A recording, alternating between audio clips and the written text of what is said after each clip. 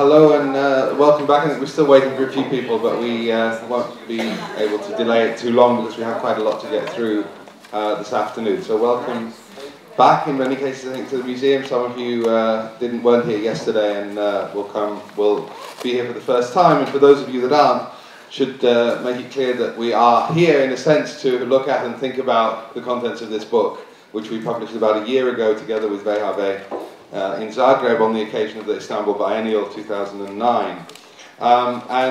We gave people a year opportunity to read this book before we organised the conference, rather in the hope that some of the ideas might filter through, and that through that we could have a number of discussions with Brian particularly, and also a number of Brian's collaborators. And we're going to hear from two of Brian's collaborators today. We have also been organising, as many of you know, there was an amazing lecture actually yesterday by Brian where this whole book was put somehow into connection. And this will, we hope, be on the internet relatively soon. It will take a couple of weeks to get there. So for those of you that didn't see it, or those of you that would like to review it, could be very worthwhile to do that. That will be put on the Van Averen Museum website. But today we're going to also hear from Brian, but as well, as I say, two of his collaborators. And the first one I'm delighted to have here. It's the first time he's been to... No, not the second time you've been to Eindhoven. No, the previous one was in a Philips research lab situation, which is kind of nice. So it's good. We're beginning that extradisciplinary journey that Brian's mapped out to some degree. And Armin is a writer, artist and curator working in media arts and network culture based in London and Vienna. And he's currently working together with Brian on a particular project that I think he'll talk about. But he's also made, of course, a number of other projects in the past, including an exhibition Waves, which was in Dortmund and Riga in 2008, and working together with Ars Electronica in Linz, as well as with Creative Cities in Vienna. He's currently a PhD research student in Arts and Computational Practice at Goldsmiths College, University of London, and he set up an interesting website, or in a way a research project, which has a website as one of the aspects, which is called The Next Layer, and is on the nextlayer.org. Armin, thank you very much.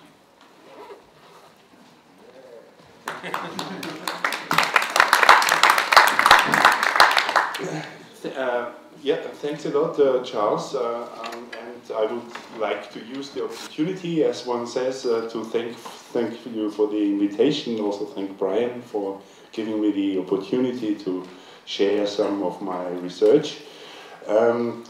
Yes, Charles already mentioned the next layer. That is a thing that I started 3 years ago. From the outside, it still looks like a blog, and many people think it's a blog. No, it's a platform for collective research. And on this platform, I started posting some of my notes for my PhD, and that's in a way how the collaboration between Brian and me started. Brian started writing comments which were incredibly helpful and rich, and out of these dialogues we discovered that we have an overlapping research interest in what could be called periodization, also an attempt to get sort of under the surface of history, an attempt of finding those driving motives behind history and understanding change. And understanding change in a particular way by relying on existing periodizations which have been labeled with certain keywords, be it Fordism or post-Fordism, or also informational capitalism or the network society. But in a way, many people agree that you can divide the post-war experience between two major paradigms, if you want. One, the so-called Golden Age from circa 1945 till 1973, and then another phase which was for a long time not even recognized that it's a sort of something new, but because it was for a long time a time of crisis and transition, until it finally settled into something that became more recognizable and then was variously called the information society, or informational capitalism, or the network society. And between those different terms lie also different meanings. And what we try to do is, in a way, to understand those to understand change from within, from understanding the forces that are driving change. And to understand from that perspective also the current crisis. Because if we look at the sort of models, then we can see also that currently we have a very unstable paradigm. It's not really comparable to the so-called golden age, the post-war decades, when there was quite a recognizable sort of configuration. And also it is very obvious that we have a very crisis-prone system currently, and that there are also very big problems looming regarding ecology, regarding not renewable resources and so on. So our idea is to, in a way, not become futurists, but to see that sort of change which is just around the corner. And in order to do that, we need to understand that what has happened before. And that, in a way, in short, is the project Technopolitics, which I will introduce first. My talk has two parts, in a way. In the first part, I'm going to talk about the Technopolitics project, and in the second part, I'm going to talk a little bit about the art of the new tendencies. As Charles has mentioned, I'm currently doing a PhD at Goldsmiths in London, and there I'm investigating art forms that engage with new technologies. And I'm making a case study here about the art movement which began in 1961 in Zagreb, capital of Croatia, which was then part of the Communist Republic of Yugoslavia. And this movement, although it was based in Zagreb, was of a very international nature. It quickly expanded, and by around 1965 it had its first peak, its first climax, and a lot of the participating artists all were showing in a New York exhibition in the Museum of Modern Art called The Responsive Eye, and on that occasion also the term op art was coined, and suddenly a very socially engaged art, a very research-driven type of art was publicly recognized and was a real market success, but without all the political sort of involved notions, and it became the responsive eye, it became a visual stimulation, and that's how it was publicly perceived from then on. The artists did not stop working. Then some of the people involved in the movement turned to computer art, and that's why the new tendencies are so important as a sort of media art before the name.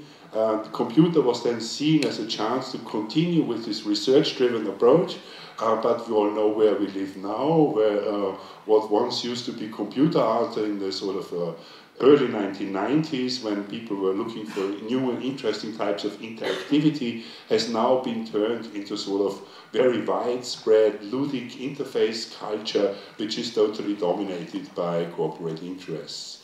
So my research in that sense tries to rescue a notion of a media art or art and technology praxis as a critical praxis. And I think there is something in there, and the new tendencies give us the possibility at looking at a sort of alternative future lost, but it's not lost forever, because there may different circumstances arise when such a critical practice involving new technologies might become more viable and socially feasible again. So to the first, let's come straight into the things. The first part, the Technopolitics.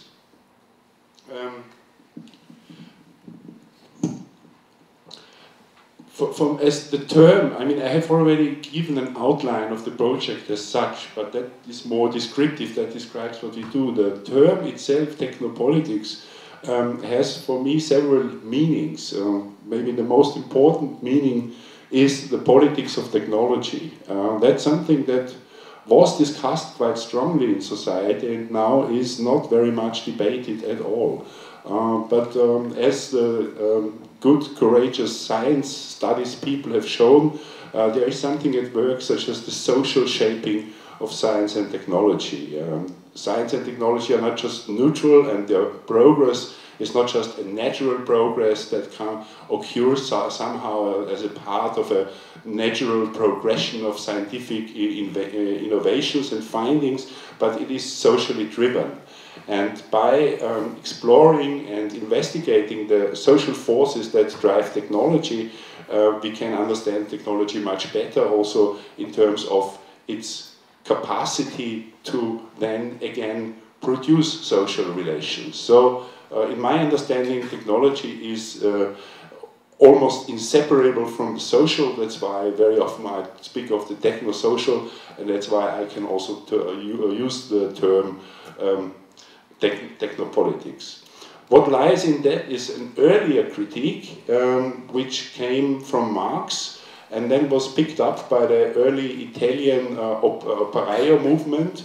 There's a famous text by Raniero Panzieri, it's called The Capitalist Use of Machinery, and that goes back to a quote from Marx in the first volume of Capital. I haven't got it with me, and I don't like to read out quotes, but it says something like that: in the factory, in the machine system of production, the worker is confronted with the knowledge of another person as a machinery. So the knowledge is embodied in the machinery, and therefore the machinery also is an instrument of power. It expresses power relations directly. And that was already at the core of the factory system in the midst of the 19th century, and became much stronger in the second half of the 20th century with the progress in areas such as automation and the automated factory. I will hope to come to that back a bit later in more detail. Just staying with the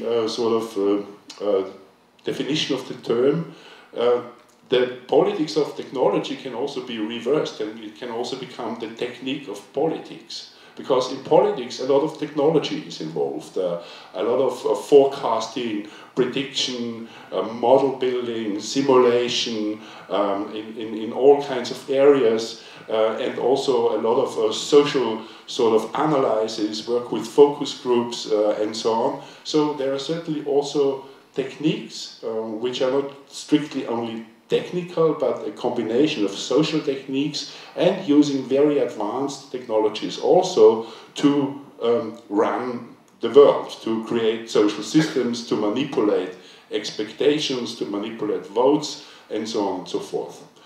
And last not least, there is a slightly more innocent understanding that we all now have a technoculture. From 150-year-old techno structures such as the train systems, or the in Netherlands probably very old canals. The whole world is shaped artificially, and those are technological artifacts, but they also have been shaping the way people live their lives, the way things are determined or constrained or conditioned by those. I like conditioned actually most. I'm not a determinist, but in a way these infrastructures, they condition what people can do. And therefore they give the sort of boundaries within which a social life can unfold, but also it creates restraints and also opposition and a drive to overcome those boundaries and maybe to subvert them playfully, or in any way to go beyond that what exists. And that's what I would call a technoculture, and I think it's pretty obvious that we have a technoculture.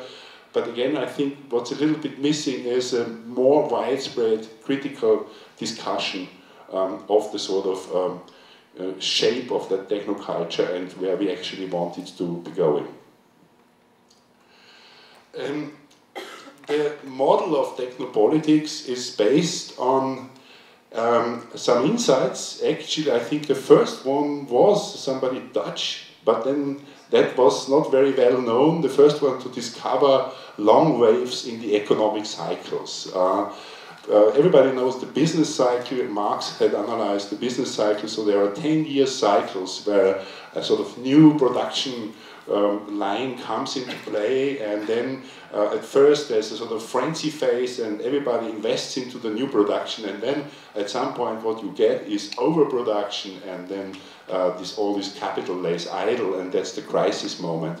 And that you have every 10 years. There are these sort of bursts of activity, then a time, the middle period when things seem to be running smoothly, and then comes the sort of crisis and the breakdown, and that's very widely acknowledged. But there were these guys, such as the Russian economist Kondratiev, who discovered that there are actually longer cycles, that there are with quite a regularity of between 40 and 60 years, so you can middle it and say there are 50-year cycles of economic development. And as you see, I have drawn these really beautiful curves here. So there is always this sort of development of a sort of techno-economic paradigms. I need to introduce that term now. There are techno-economic paradigms which get introduced, and then they start to unfold. They start to unfold a certain dynamics that leads to economic growth, and then again comes a period of first maturation. It reaches a maturity phase, and then it reaches saturation phase, because everybody is doing the same, everybody is producing the same, and so on. All the new machinery already exists. The sort of innovation has been already achieved, that you can achieve with that, and then comes a crisis and decline. And following that model, the innovation school in economics, mostly associated with one person, Chris Freeman, but there have been others, Luc Sete, Carlota Perez, Dosi, and quite a few others. If you follow them, we didn't have just one industrial revolution, starting in 1780, and then from then on we had just perpetual incremental progress, but we had already 5 industrial revolutions. We already had 5 long waves or long cycles, and that image you can't see very well, but that's the way it's usually being drawn. It's very funny. So you had the first one with water, and water as an energy source, and that was textile industry. Then you had the steam revolution. Then you had steel or electricity and steel. Then you had oil, and now it's information and communication technologies. So they usually last about 50 years, which you can separate into 2 halves, and I will go into that in more detail. But the funny thing is here that you can see this is a very stylized curve. It doesn't represent anything in reality, but only those waves, and you could see they are rising. So in a way, progress is implied in that. And I'm saying that we are not naive wave enthusiasts. I will show a few curves here, and we are not sort of hooked into the sort of fascinating power of the diagram and the and these sort of ways of how economists usually show those things. But we also think there's a reality to it. There has been quite a bit of literature, renewed interest in Kondratiev long cycles, of course, in the crisis of the 1970s. Out of that came some very weighty studies who did the sort of socio-economics right. Joshua Goldstein, I think his name, was one of the sort of most dedicated to collecting over 500 years economic data and to see, is the curve, can you find the curve there or not? And he found the curve. So we can say it's not that we believe in the regularity of the curve as a mystical thing, because that's a widespread critique of Kondratiev, but we believe those econometrists, we cannot do better than them, and they have spent a lifetime on collecting and interpreting the data, so we can say there is reason to believe there is something such as those long cycles. But what do they actually mean, and why do they come into existence? Those are really difficult questions. I don't think we want to answer those questions.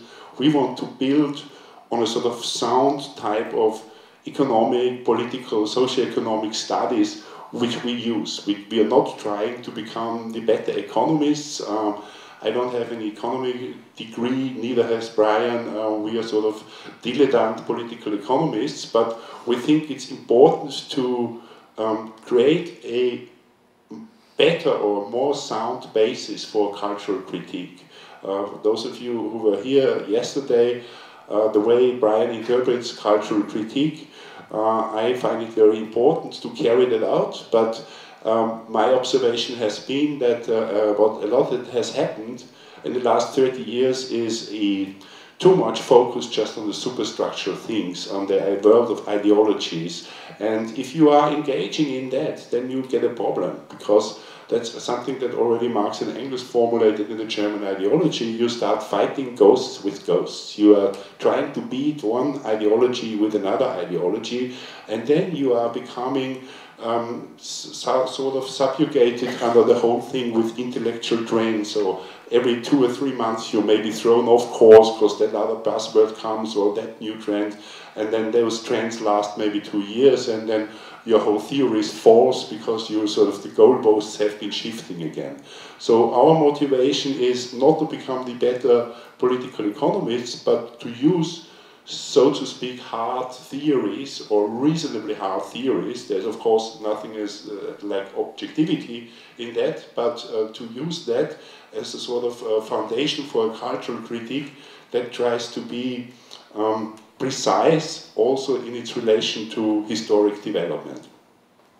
So you could read that meanwhile. We are mostly dealing with the latest 2 contractive cycles. The 4th contractive cycle was based on oil and nuclear energy as energy sources, on the mass production of cars, and on plastic and artificial fibers. We easily forget that, but it was really also the time when plastic was really the new thing, and also in textile production and so on, artificial fibers became very important globally.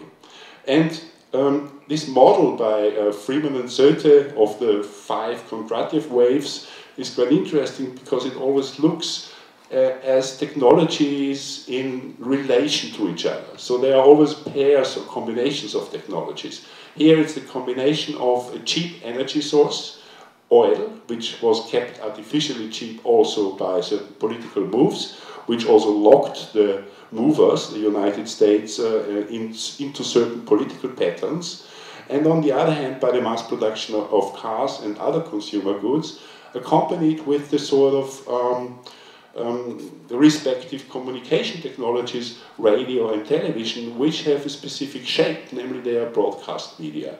So here you get the paradigm shaping technologies, and by looking at those you can also draw connections with political events, and also you can investigate what are the structural properties of these technologies. So you will find maybe what are the contradictions which they create socially or ecologically. So where is their point of potential crisis and failure? The 5th long cycle we call it informationalism. I think we have agreed now. You could also say informational capitalism, or you could say information society with extreme financialization, and that, again, here you can see the energy source hasn't changed, it's still oil and nuclear energy, but what comes into play is computers and telecommunication, and with that, it's not just IT, information technology, but what happens and what's really important is that they become paradigm-leading technologies.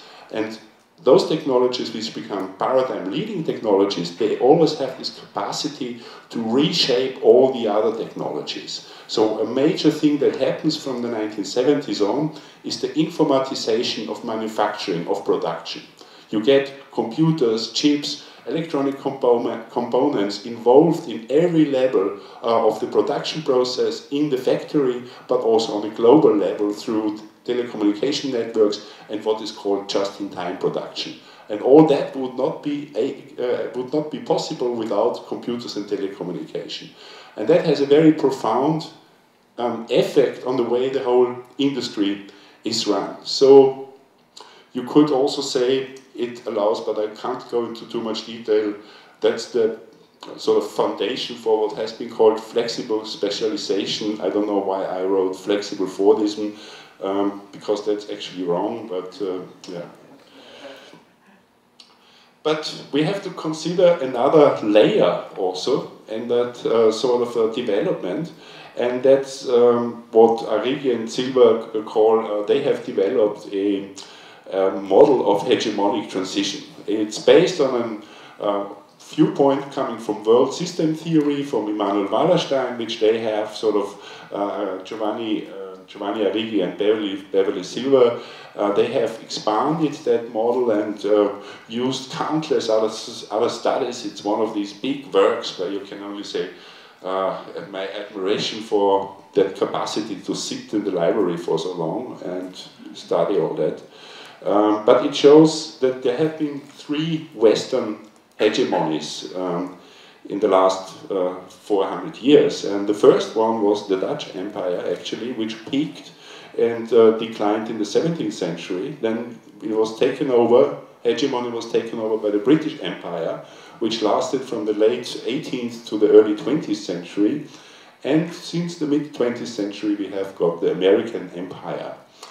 And important is that the way Arrighi and Silva define hegemony based on the way Antonio Gramsci, the Italian Marxist, developed that term in relation to the nation-state.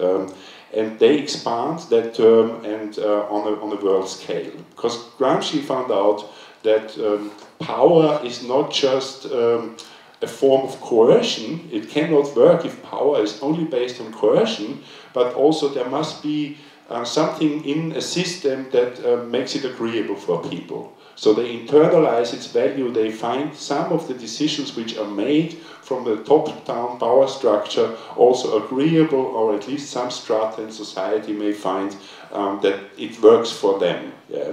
And only then the system gets this support that it needs to actually maintain itself. And they have extended that on a global scale and say, to be a world hegemon, to be a hegemonic power on the world system level, this power needs to be capable of making system-level decisions. It needs to overcome the tyranny of the smallest decisions, the tyranny of the small interest, and make those big decisions which is more like a track laying, so that the tracks are laid for another sort of phase of hegemonic expansion, where you have a system of a core country supported by semi-peripheral countries, and with peripheral countries who are usually very much exploited, and it's not so much to their advantage. And in that enclosed is a theory about generalization of certain ways of doing things. The core country will also have the most advanced economic military complex. It will have certain ways of using technologies and of creating organizational ways which make it supreme, which underpin its supremacy in economic and military terms. And those ways of doing things will be adopted by the other countries. So you have a very quick dissemination process that everybody starts to copy the behavior of the hegemon. That also creates contradiction, because once a certain way of doing things has become generalized, the hegemonic power will have increasing competition, and that will undermine its power. All that goes well until a crisis occurs for which the current hegemon doesn't have anymore this sort of track-laying, system-level decision-making capacity. And when such a crisis occurs, you have a so-called bifurcation. So you have a prolonged crisis where there's a transition from one world hegemon to the next hegemon, but during that transition, things are not yet clear. It's not clear what the future will be, how the system will look like, and therefore you have lots of trial and error, and you have what Eric Hobsbawm, the English historian, called the first half of the 20th century, you have an age of catastrophe.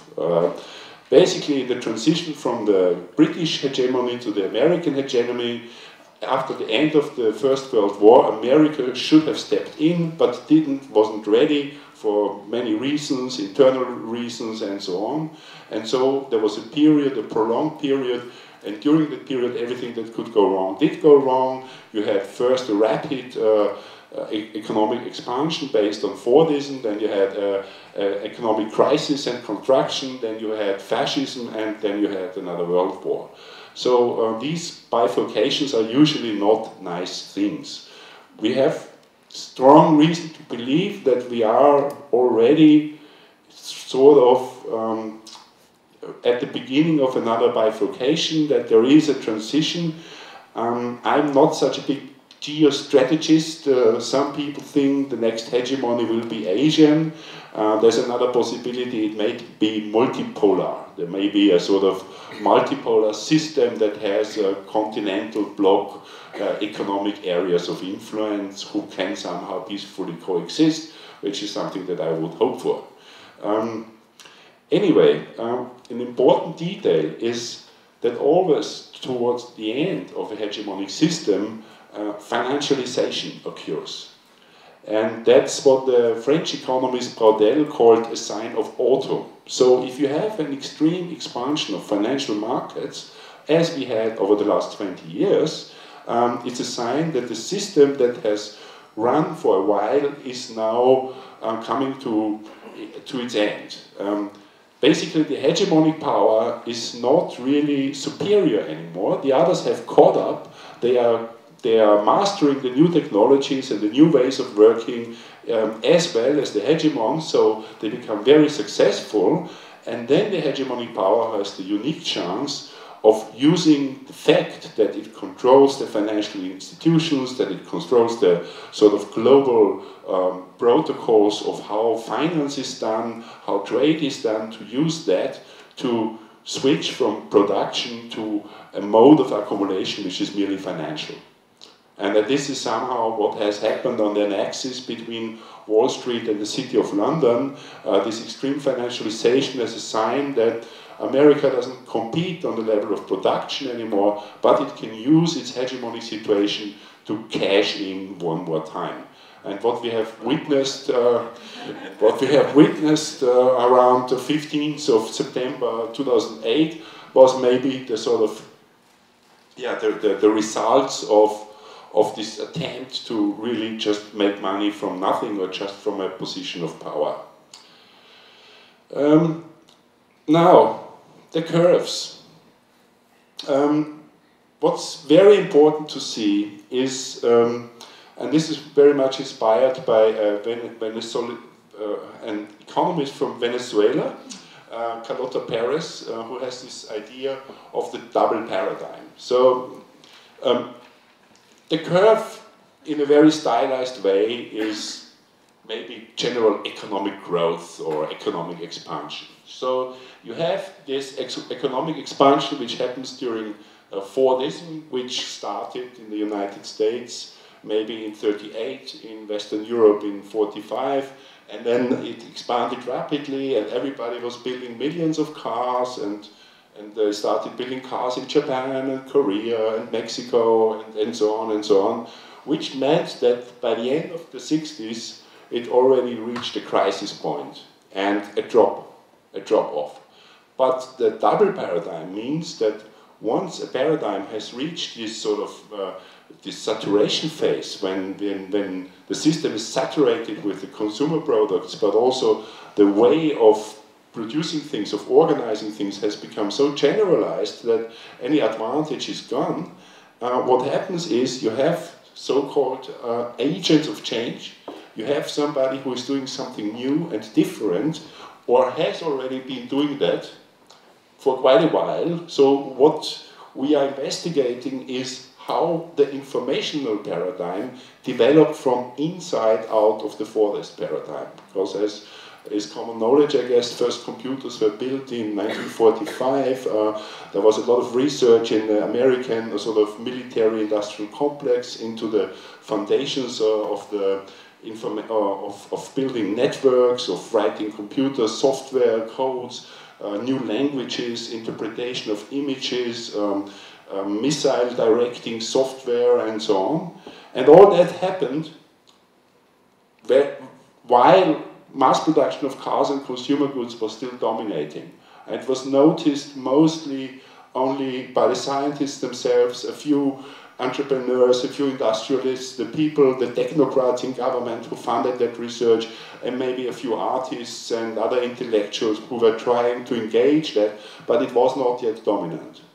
Then, according to Carlota Perez, the Big Bang is the year 1971, when the first chip, the first computer on a chip, the first fully integrated microprocessor is built so that you can have on one chip everything that you need to have a computer, and that enabled the fantastic growth of the information society.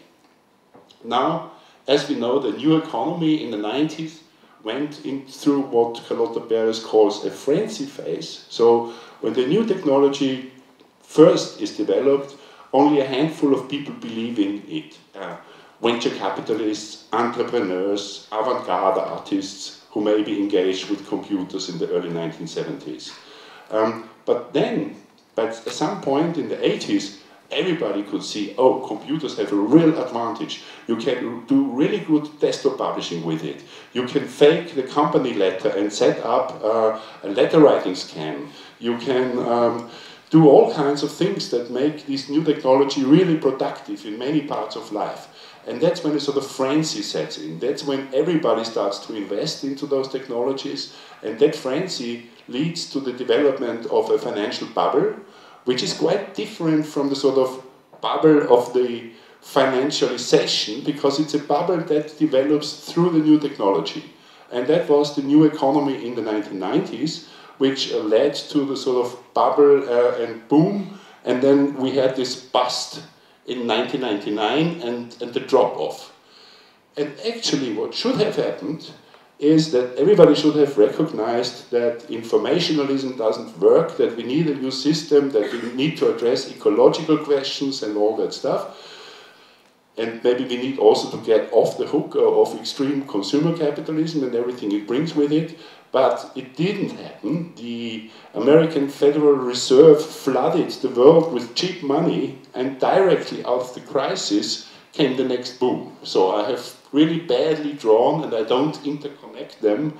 You have the boom and bust of the new economy, but then very quickly you get this sort of American house building boom starting, taking off, which was also mirrored in other countries by a real estate boom in many areas, in many countries, which led to the well-known things that we're still suffering from now, which is the sort of crash of the financial system in 2008, and now, currently, it's going down. So, I mean, there's not, I don't think that this will fundamentally recover. There may be other short-term booms, there may be new bubbles, and in some parts of the world, new bubbles already develop, yeah? But it hasn't come to a fundamental change of minds. The ideology of neoliberalism is still dominant, and while it is not working, those in power, the elites in business and government still try to enforce neoliberal ways of doing things on us, and information technology, together with some biotech and life sciences, which is also very much based on computing, is enforced on us as the way for the future, and that's sort of what we are up against. Now, I'm not talking about activism and what we can do and what artists can do, but I just wanted to show that this is the sort of analysis that we are interested in much more detail and in much more breadth and width of analysis, not just the curve.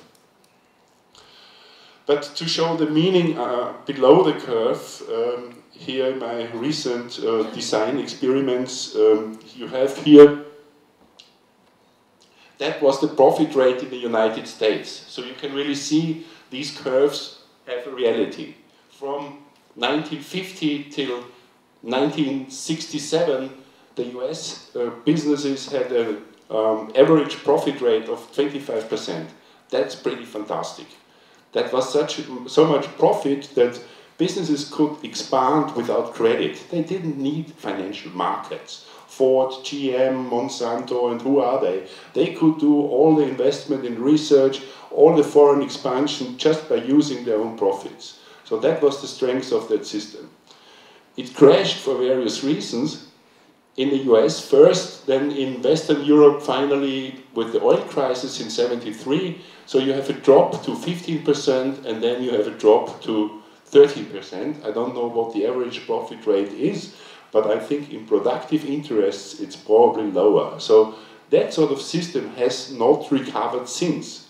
Profits are high, but in other areas, in finance, insurance, and those related industries. So what we try to do is, here I have, how should I say, adopted a graphic that Brian has made, so we also exchanging, passing back and forth different layouts, ways of visualizing that. It is important for us. It's not just a book study, it's also a way of presenting knowledge, a way of finding ways. I know that's not very advanced what I'm showing here today, but we are pretty much at the beginning. I just want to say that's an important element of that work. If somebody is a good information designer and has also maybe some coding skills, we can talk afterwards. So we have identified 4 main areas for our inquiry, which are the productive process. That's what Marx probably would have called the relationship of productions, or what regulation school economists call the accumulation regime. But we are convinced that looking at the economy in any way isolated doesn't take us much forward, because then we would behave like old-style Marxists, and then, yeah, everybody would accuse us of economicism, and rightly so, probably. So we also have something called the integrative process, which is how do those things work out in the real world. If you have those terms, production, consumption, it means something. It means that people make certain decisions, that people buy certain things, that they do things in certain ways. And all that is based in culture, in value systems, it's grounded in our existence in daily life, and the relation between this sort of grounded existence in the everyday and the economy is what we call the integrative process. But there's also something at work which is very important, which relates also to these layers that Brian explained last night, to these geographic layers. What globalization means is that increasingly there are decisions which are somehow relevant for everybody. I don't know how they are made, but they are made, and those decisions lead to certain standardizations, to certain protocols, you could call it, protocol as a diplomatic protocol, but also as technical protocols such as the internet, which are globally applicable and have a strong influence in what can be done and how things can be done. And that's what we call global protocols. It's not just about protocol, how to be polite, and it's not just about TCP/IP, the internet protocol, but all these sorts of things. Also, for instance, international relationships, it would reflect certain things such as what Brian called the monetary disorder, or the money system. It's the institutions of Bretton Woods, the World Bank, the IMF. Those sort of things belong to this category. And then, because we are not system theorists, the famous German system theorist Niklas Luhmann believes we are ruled by the system, and everything that happens is that the system reproduces itself. We believe we also have a word to say there as humans, as individuals, as groups. Therefore, we have got agents of change. So these are, as I said, groups, networks, organizations who make a conscious effort of affecting change, and sometimes are also successful in doing so. Now here it shows I have already talked for quite a while, so here that shows the model in more detail. It is a complex model, and it is an attempt to come to terms with complexity. Because what you need to understand is we have 4 main categories. Each category has subcategories, and you can look at it like, okay, you can say, what is the system now? Yeah, we can take this as sort of test cards, and we can say test card core values. What are core values in Netherlands in 2010? And we can establish that through a sociological study, and that takes us 2 years, and then we have a study, and 20 people worked on that study, then we know the core values. We can also establish what is the wage relation, or what are the power elites currently, or what is the hottest avant-garde art at this moment, yeah? All this can be established at a certain time. And in order for this model to work in a way, we would need to know that. But we also need to know how do these things change over time. So in a way, we need to combine synchronicity with diachronicity. And that's the problem where we get into a real complexity problem. But nevertheless, we are trying to stand up to this challenge and try to focus also on, not just on this sort of cut through what is the system now, but what's really important is how does it develop over time. So I have made this little diagram, and you can see here are our main categories, and they have been brought back in relationship to the timeline. This is just sort of a quick attempt this morning, but something like that we want to work also on an interface to represent those studies, to represent that knowledge, so that we could say global protocols in September 1968, and then we go to the timeline and it shows us the relevant movies, the relevant documentaries and the most important books, so that we can find out about global protocols in 68. Yeah. So then we would have a resource that we and other researchers can use for such a better grounded, more sounder form of cultural critique, which is not just like this blown in the wind. So it's about creating an archive, right? It's about creating an archive and a sort of way of annotating things which is shared between people and also allows then this research to be used, to become reusable. It's not about just writing a fantastic book, but it's about making something reusable, something on that people can build. So in a way I'm presenting methodology. I also would like to talk a little bit about the second part. So just some illustrations of the ideas. Where do we start? Okay, in the productive process, the sort of stepping up of the ways of automated production. So we already had Ford's assembly line in 1913, but what happened was an upgrading of the technology, an increased level of automation, in some cases already full industrial robot automation for certain specific plants in 1947, 1948. I did not find, or I messed it up, a good picture. At the same time, 48, you would also need to have a picture of Norbert Wiener and Claude Shannon, of the fathers. They are all fathers. They have beards, and of information theory and cybernetics. It was nothing against you, Brian.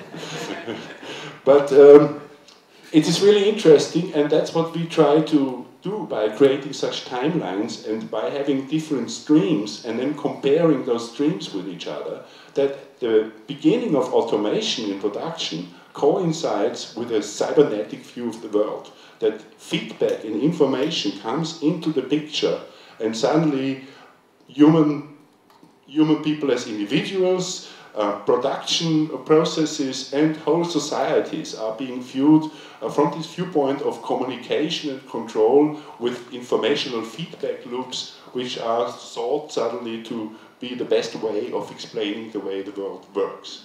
And it comes into play, this explanation, when there is an equivalent in the real world. And those are the things that we want to investigate also, sort of. There's a way that maybe is not very well understood, but somehow that I understand it, that somebody like Marx used the term production in a very rich way. So sometimes Marx really was just talking about production, maybe it was the factory, and that was the term meant. But there's another meaning, which is why an author like Marx is so very philosophical, is when he talks about production, he means also something else. It is the relations of productions and the relations of the forces of production. They refer to the whole. They refer to the fact that the world is not static, it's not a given, but the world is a constant process. That means that the world constantly has to recreate itself. Social systems have to recreate themselves, and this is production. You can also call it reproduction, or you can call it production. So that's a way of understanding production which is very strongly proposed by Henri Lefebvre in the production of space and basically in all his writing. And this is that's a notion of production which I find very productive because it shows also that what some consider to be economics or merely the productive process also produces certain social relations, produces certain ways of thinking, and influences through that also what can be talked about in intellectual circles, what can be done in artistic circles. It produces certain conditions, it doesn't determine them, but it produces certain conditions for certain ways of thinking. And that's something I'm trying to link, a sort of material history with a history of ideas and the history of intellectual artistic production as a way of understanding how the whole moves forward. Just a few moments. So here, to illustrate the idea, that's Tito, Nasser and Nehru meeting on the island of Brioni in 1956 and basically deciding they are founding the movement of the non-aligned nation states. So what was dominant was the Cold War, threatened mutual destruction with nuclear weapons, and most of the countries were either in the Western Bloc or the Eastern Bloc, but through the non-aligned nation states, which is Yugoslavia together with Indonesia, India and Egypt as the leading countries, followed then by mostly other Asian and African countries, they drove a wedge into this Cold War logic. And that changed the global protocol. Yeah. Agents of change, these are the Black Panthers, an image from Brian's presentation, there's most of them. Again, agents of change who made a very significant impact through, in the beginning, very antagonistic ways of acting, but without whom probably a certain type of change wouldn't have happened. A very important moment, the Detroit Riots of '67, maybe less well known than Paris May of '68, but this movement in the late '60s was global.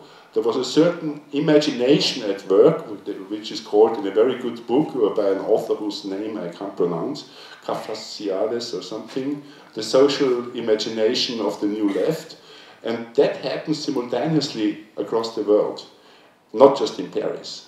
And the interesting thing is, where does that come from? So what were the contradictions of the system? What was it suppressing, which was breaking through and making itself felt in those revolts and insurrections? So we're looking at the turning points. '68 is a turning point, but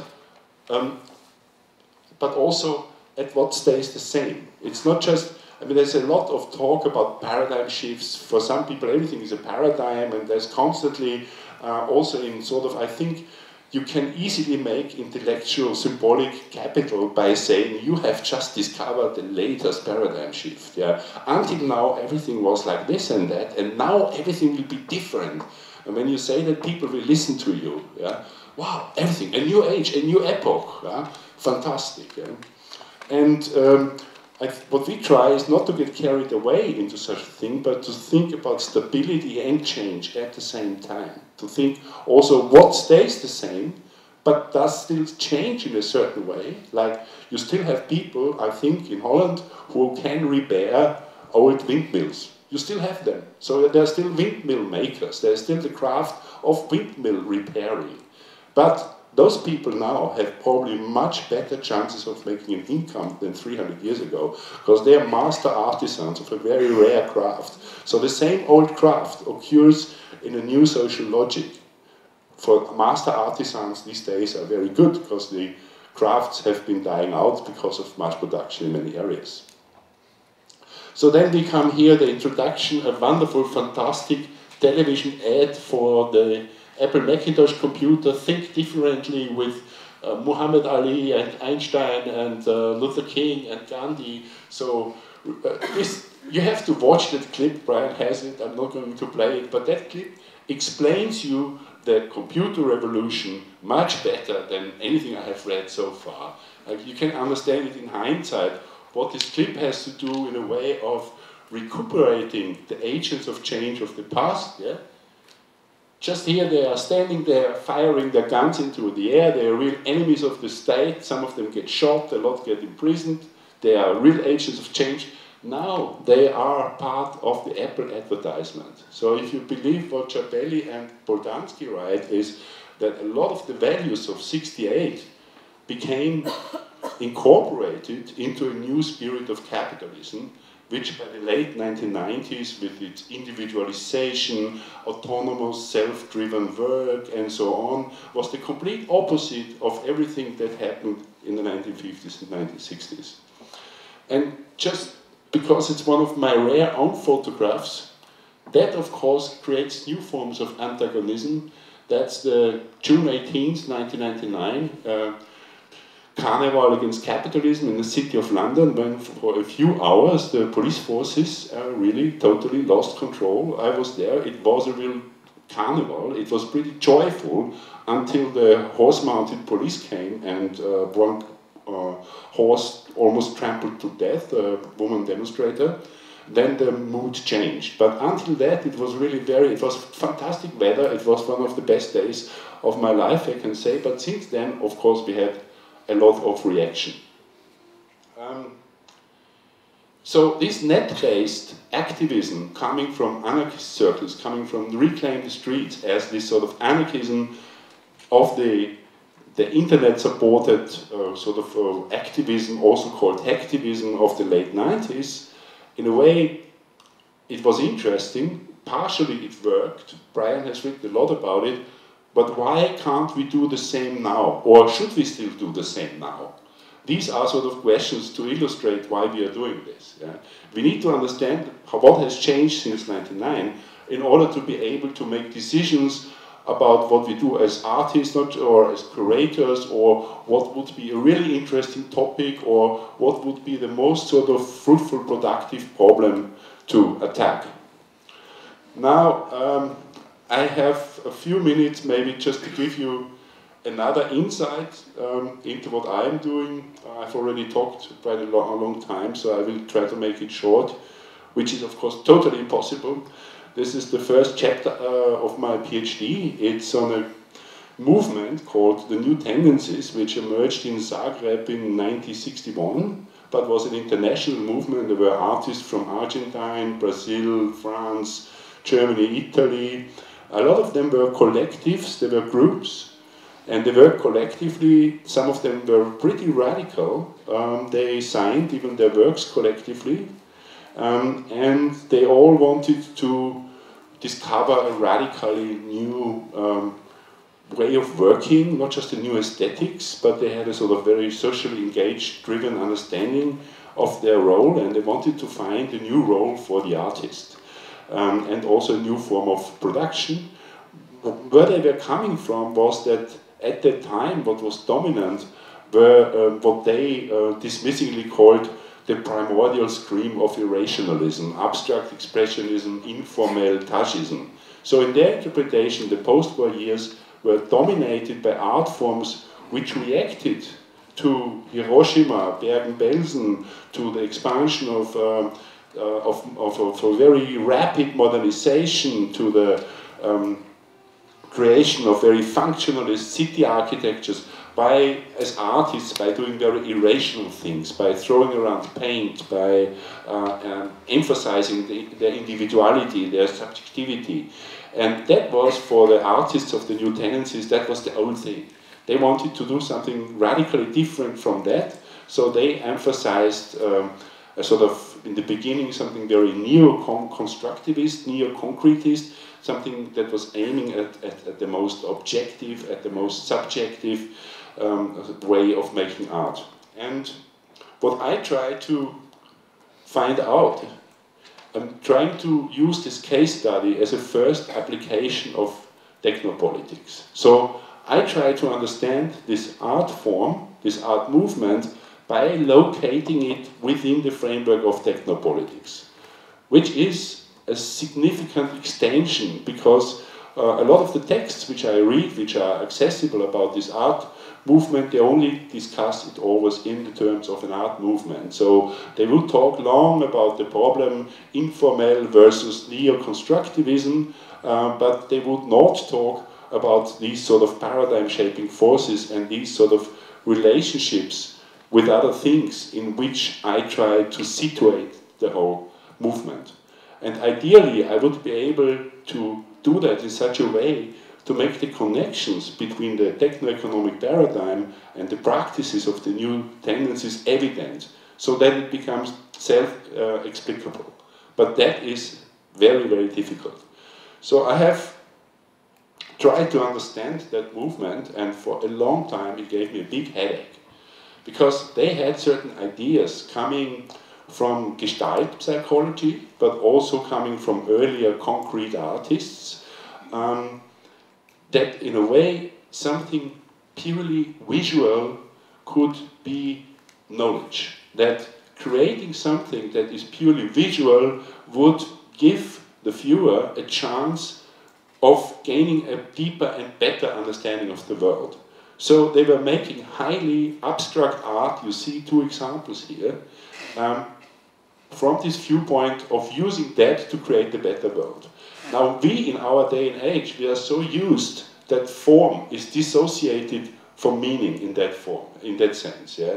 That any sort of shape whatsoever this shape will have cannot convey that meaning, because form has completely been conquered by the sort of commercial world of advertisement, the sort of commercial production of images on television and media and so on. So form has completely lost this connection with this idea of purity and this, that it can convey in an unmediated way somehow also this deeper knowledge. That was for me so difficult to understand how deeply they believed in that.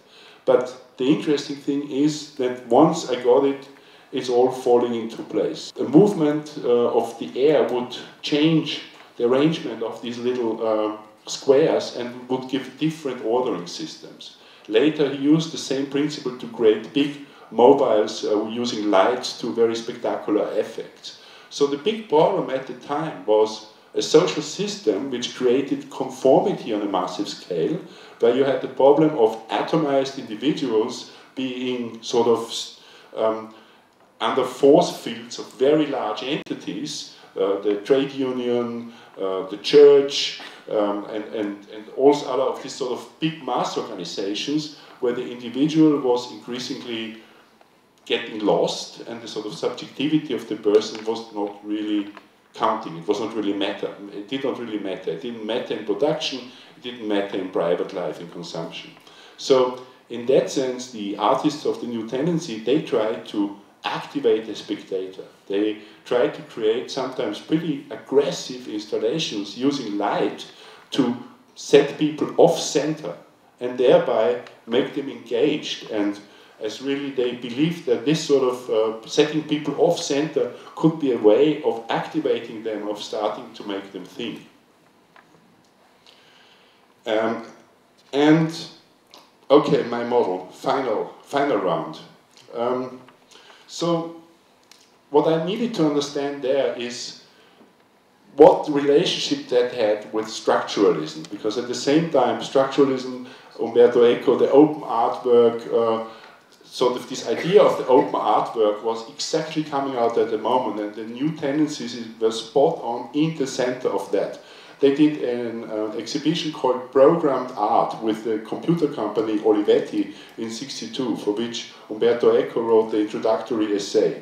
So that notion of the open artwork, that art can become programmed, was essential to this notion. Now, what I've drawn here is a sort of a semantic square in my own interpretation, that you have this model here represents what you could call classical modernity. You have the contradiction between labor and capital, which is driving also technological development, because of a lot of the development of technology in capital is because of its contradiction with labor, to save labor, or also to submit the worker to the intelligence of another. So you have this contradiction, and on the other hand, in the creative sphere, you have form and content. Everybody understood the problem of creation as being a form-content problem. So what you had in high modernity, the avant-gardes, the constructivist avant-gardes in the 1920s, they collapsed that, yeah? They said form follows function. You could also write function instead of content. So they said the work is stripped of any semantic meaning. There is no recognizable thing, but the form itself becomes the content. Yeah? The function becomes the content. The Bauhaus aesthetic and so on. The idea was that the sort of representational level should be completely cut off, and that those two things merge. Now, in a way, the neo-constructivists and concrete artists after the Second World War initially still worked within that logic and tried to also, and that's another important thing to say, they also tried to exclude the sort of form, external appearance, semantic content of art. Why? That was also a way of opposing the art market and the sort of mystification of the art object. Because that's the other sort of, I missed one. Disaster. Okay, so what you have is here, you need to think myth, and here, whatever, production or content still. So what happens is, through the commodification of the art market, the hope for demystification of art, what Walter Benjamin already had written about with the auratic or non-auratic art object, it always kept coming back. It came back in the art market through the mythologization, mystification of the artist as an individual genius. It came back in the commercial world of commodity aesthetics through the mystification that was put into form for many reasons. In advertisement, the sort of advertisement started to create an aesthetic sphere of its own, which Walter Haug calls commodity aesthetics, where in order to increase the value of a product, the function of the product, a lot of things are being added. And this sort of creation of myth in a commercial world was what the sort of non-commercial artists tried initially to combat. And what they then created was something completely new, and this emerged at the beginning of the 60s, because the whole contradiction between form and content, between exchange value and use value, it collapsed and something new came up, which is structure. And in that sense, with structure and structuralism, the whole form-content discussion is over, because you have something, the structure is made up of individual elements, but the elements don't matter. The only thing that matters is the way how these elements are put together to form the bigger structure. And this bigger structure can be language, this bigger structure can be a perceptual unit, an artwork, it can be something like Barthes wrote about the fashion system. Yeah? And so the whole attention turns to that which governs the way how these things are being put together. And that's the algorithm. In a way, in science at the same time and in the art, the old contradiction is resolved by a new one, which is that you have something that you can call code and something that you can call structure. You can call it also code, like genetic code, and you have the phenotype. Living beings suddenly are seeing what matters most is the information, the code. And out of the code will come the fully realized human figure. So in that sense, structuralism is very attractive in the 1960s, but it is also deceptive, because in the long run, it has the tendency to exclude history. The structure is self-evident in its relation between the code and the structure, but you can't understand how this structure comes into being.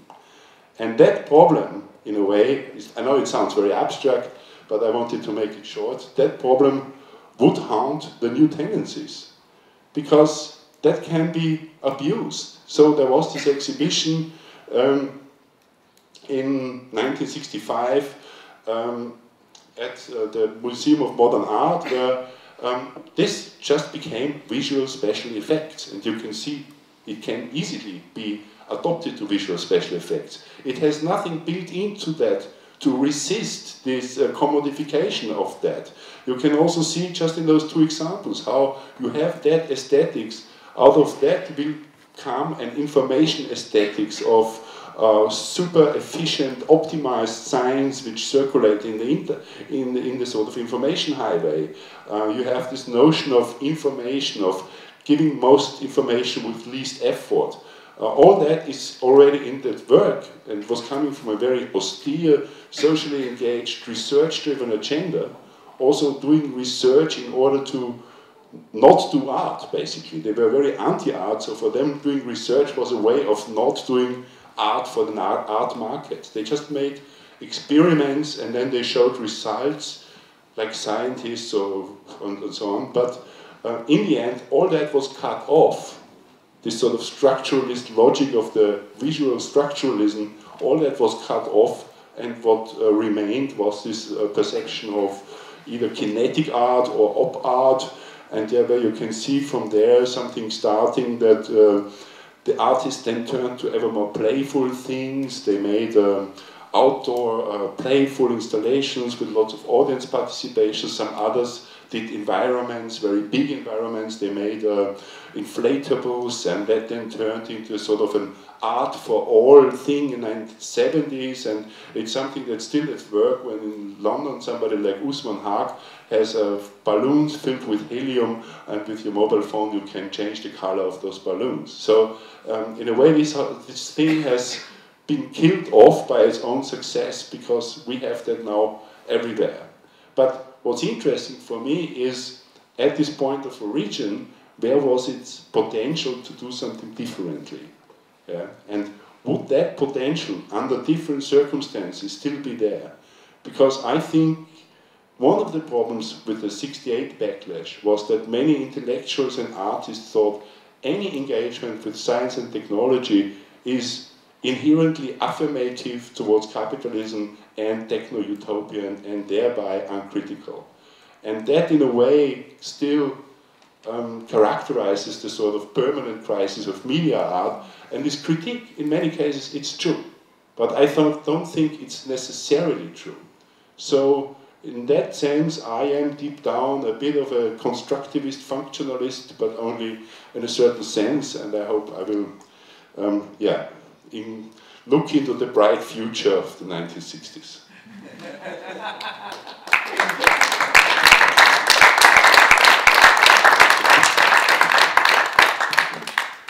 Thank you very much, Armin. We are running a little bit late, so if there are some immediate questions, or if Brian has a comment or so, then that would be very used to move. Yeah, thanks. Just a very quick question, which would be an historical question.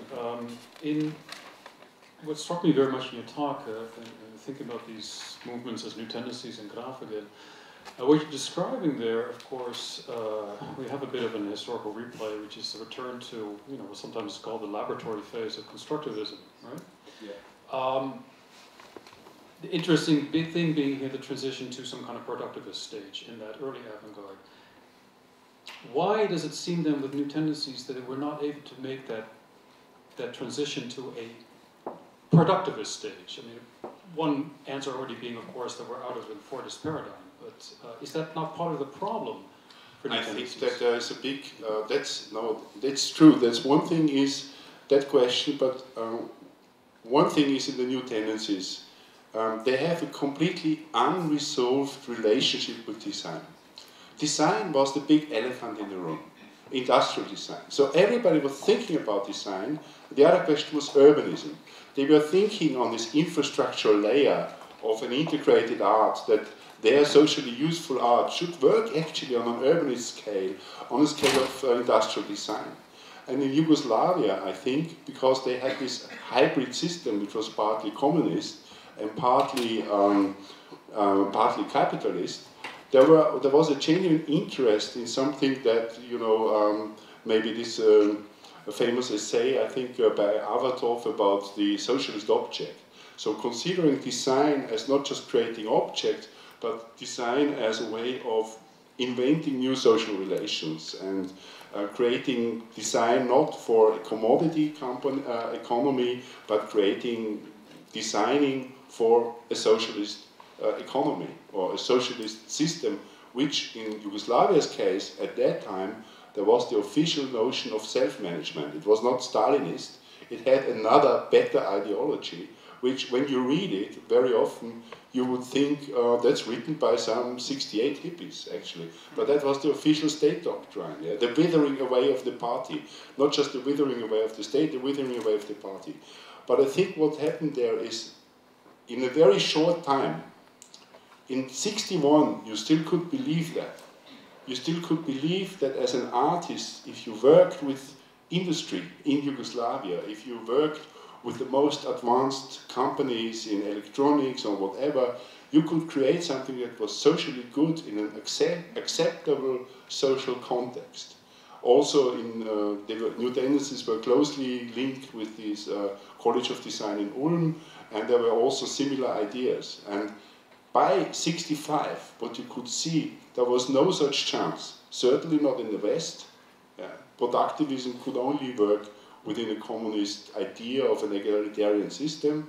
That's why I also showed this thing with use value, exchange value. Here, you're not creating design for the exchange value or for the myth. You're creating useful objects around which new social relationships could come out. I think that was very much out on their minds, but it became not realizable within the social conditions.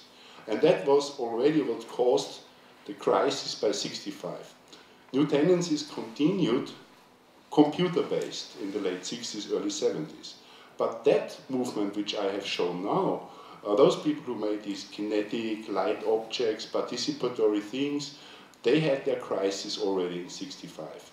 And then a split happens, and interestingly, here in this museum in '66 there was this big Kunstlicht Kunst exhibition. And the artists participating, who were invited by the well-meaning museum director, were hardly on speaking terms, because he had invited the two enemies. There was the German group Zero, who were, if you are cynical, doing sort of Albert Speer type of light art. And anyway, they wanted to create very strong visual effects to sort of make something that creates fascination. And then there was Gruppo T from Milan, who had a very research-driven approach, and they were still in this perceptual phenomenologist research, finding that for me so difficult to understand. They were still believing that there is a correspondence between certain forms and dynamics of movement and the way our brain works on a psychophysical level.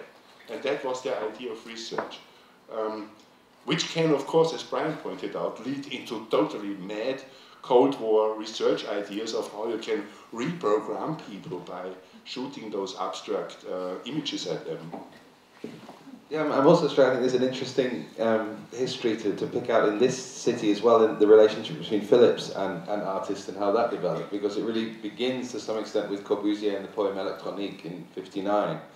And then moves into the Evoluon, which those of you that are here will all be familiar with, and this experiment in the Evoluon, which involved very few artists, but was about the demonstration of technology. And of course, in order to do that, they needed some kind of artistic forms to bring that over. And there's an interesting history, I think, which is yet to be explored, and maybe that's something that we should take on, which might also relate to this in some way, or to relate to the idea of productivism, I think, in terms of Phillips' understanding of that term.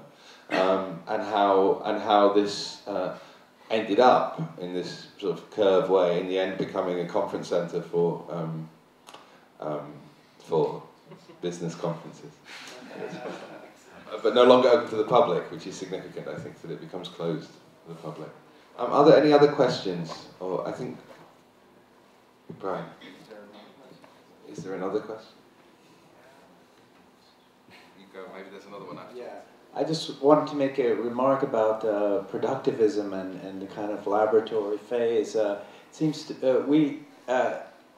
a conference was organized recently in Barcelona, you know, where the two art historians who have been studying the passage from Russian constructivism to productivism, Christiana Keir and Devin Four were both invited, as well as a number of artists whose work was basically begun in the 1990s in some relation to free software movements, the ethics of those movements, and the practices of the counter-globalization movements. And this conference was called The New Productivisms. And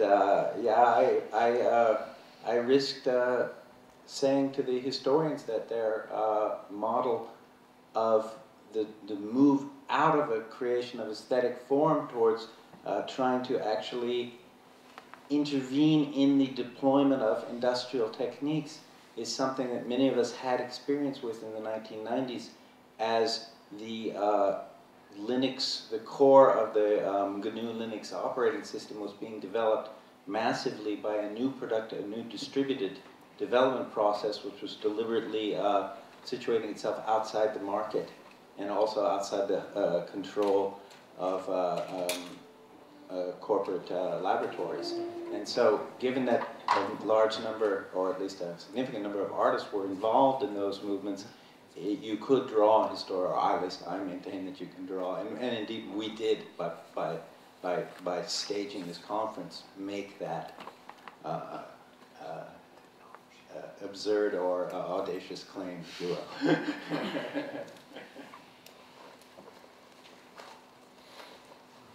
And I'm glad to say that that entire conference is now on the website of the European Institute for Progressive Cultural Policy for free in the spirit of the free software movement.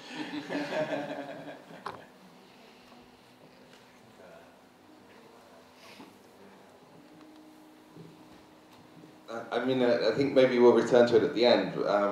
So I think I should now. I have a burning question, but I think I'm going to leave it until later, perhaps.